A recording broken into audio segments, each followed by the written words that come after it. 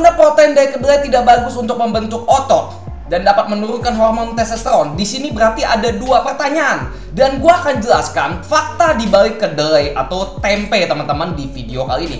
Gua akan jawab dulu pertanyaan yang pertama. Apakah protein dari kedelai tidak bagus untuk membentuk otot kita? Ya, ini kalau produk olahan yang sering kita makan ini adalah tempe. Jadi sekalian gue bahas kedelai ataupun tempe.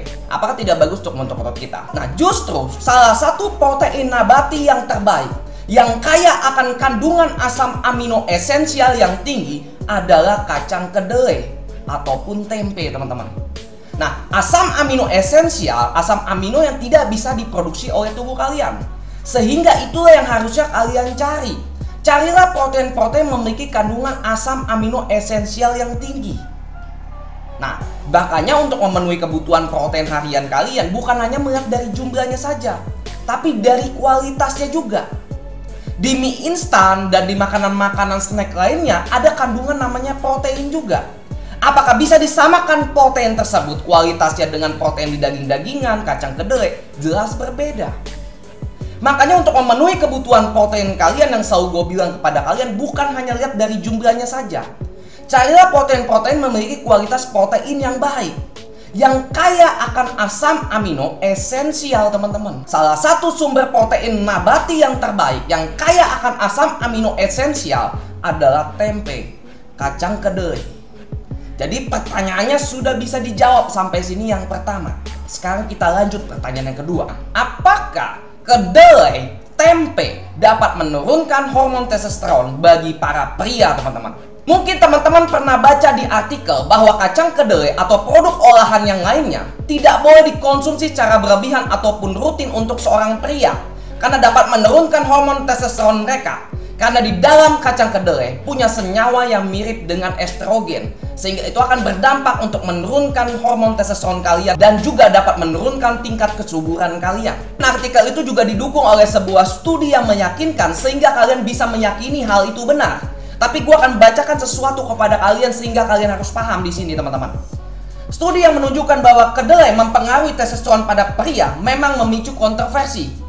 Banyak ilmuwan mencatat bahwa studi tersebut cacat dan kurangnya kelompok kontrol yang hanya berfokus pada sejumlah kecil objek hingga mengabaikan untuk mengumpulkan data penting. Sebenarnya jadi akar permasalahan adalah fitoestrogen ini. Nah, fitoestrogen itu apa? Fitoestrogen itu senyawa pada tumbuhan yang mirip dengan hormon estrogen pada tubuh manusia, terutama pada wanita.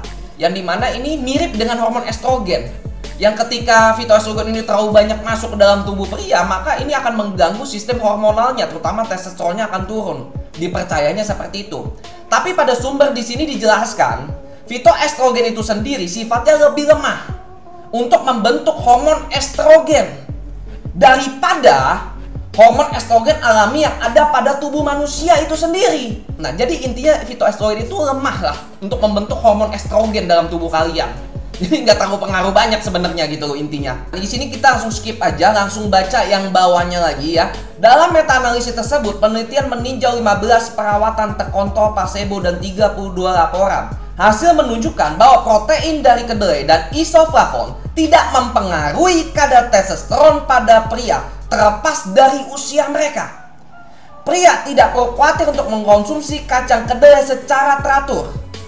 Saran dari Kovac dilansir Men's Journal. Ahli gizi olahraga Spano juga mengatakan bahwa tidak ada data yang menunjukkan bahwa kedelai berdampak negatif pada pertumbuhan otot pria. Spano mengacu pada uji klinis yang menemukan bahwa mengkonsumsi 22 gram protein suplemen dari susu kedelai per hari selama 3 bulan tidak mengubah testosteron pada pria muda, yang berarti ketahanan, kekuatan, dan ketebalan otot mirip dengan protein whey dan kelompok placebo. Oke, gue akan bacakan satu lagi aja buat kalian, jangan terlalu banyak, satu lagi aja. Habis itu gue akan kasih pendapat gue seperti apa ya teman-teman ya.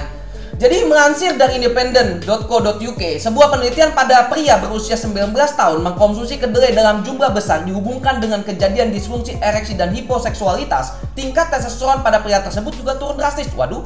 Tapi terkait itu, ahli nutrisi Harry Street yang mengatakan bahwa penelitian tersebut hanya dilakukan dengan satu peserta, dan peserta tersebut mengidap diabetes tipe 1. Ini berarti ada faktor tambahan mempengaruhi hasil penelitian jadinya. Jadi kami tidak mungkin menerapkan kesimpulan satu studi hanya berdasarkan satu laki-laki. Udah satu laki-laki terus ada kena penyakit diabetes tipe 1. Jelas akan mempengaruhi hasil penelitian dan tidak bisa diambil satu kesimpulan gitu loh. Jadi harus paham di sini teman-teman ya. Sebenarnya banyak yang bisa gue bacakan kepada kalian. Gue udah kumpulkan banyak banget tapi nggak perlu lah. Kalau buat gue pribadi, mana sih yang benar dan gue percaya? A atau B? Kubu A, kubu B. Sebenarnya gue belajar dari kedua kubu ini. Tidak ada yang benar, tidak ada yang salah. Tapi gue menarik satu kesimpulan. Segala sesuatu yang berlebihan, walaupun itu baik sekalipun ketika dikonsumsi secara berlebihan, ya, dengan waktu yang cukup lama, itu tidak akan baik untuk tubuh kalian. Kurang tidak boleh, lebih juga tidak boleh. Tapi yang seimbang, yang cukup buat tubuh kalian. Bukan berlebihan, bukan kurang juga. Paham intinya? Makanya gue selalu menyusunkan pola makan untuk para klien gue itu. Suruh isi formulir. Kita isi data mereka, riwayat kesehatan kita analisa dulu apa aja, alergi, segala macam, usia, dan lain sebagainya. Gak bisa sembarangan. Karena kita tidak bisa tahu kondisi seseorang itu seperti apa dengan hanya melihat. Ya, riwayat kesehatan dan lain sebagainya. Makanya untuk pola makan sendiri, kita harus sesuaikan dengan kebutuhan mereka masing-masing, masalah mereka masing-masing. Nah, kita susunkan pola makan mereka sehingga nutrisi mereka seimbang. Bukan berlebihan, bukan kekurangan. Ya mungkin ada beberapa orang yang mengkonsumsi nutrisi tertentu gitu ya, dengan jumlah yang cukup berlebihan, waktu yang lama nggak akan ada efek apapun buat badan mereka. Dan mereka masa fine-fine aja, justru mendapat hal positif. Itu untuk kalian aja. Tapi untuk yang lainnya belum tentu gitu loh. Kondisi badan mereka itu berbeda-beda. Ketika masuk zat tertentu yang terlalu berlebihan karena mereka punya masalah kesehatan tertentu, jadinya keluar efek samping. Kita nggak tahu. Terus yang mau disalahin siapa? Jadi kadang-kadang nggak bisa disamakan satu orang dengan si A dan si B dan si C gitu. Mungkin itu aja bisa gue sampaikan kepada kalian kurang lebihnya biar nggak terlalu panjang lagi. Nanti kalau kalian masih ada pertanyaan apapun itu silahkan tulis di kolom komentar. Sampai ketemu di next video. Bye-bye. Buat teman-teman semua yang hari ini ingin membentuk badan kalian, dan bagi kalian juga yang sudah berbulan-bulan bahkan bertahun-tahun latihan tapi hasilnya masih gitu-gitu aja, gak usah bingung lagi teman-teman. Gua akan bantu kalian semua untuk susunkan program makan kalian, program latihan kalian sesuai dengan masalah badan kalian untuk mencetak transformasi terbaik kalian. Buat badan kalian jangan pernah coba-coba, langsung serahkan pada harinya. Kita tuntaskan masalah kalian sampai akarnya. Gua akan bantu kalian untuk melihat keindahan tubuh kalian yang tidak pernah kalian bayangkan sebelumnya. Gue tunggu kalian sekarang juga teman-teman. Siapkan mental dan semangat kalian.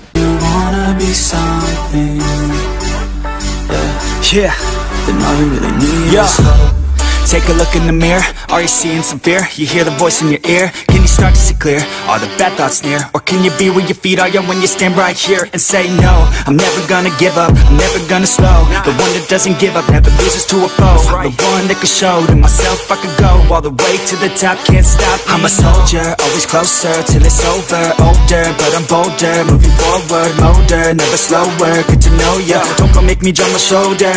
You need to believe you can achieve everything that you dream. Everything that you need is in the air that you breathe. It's in the mind that you feed. It's in the time that you bleed.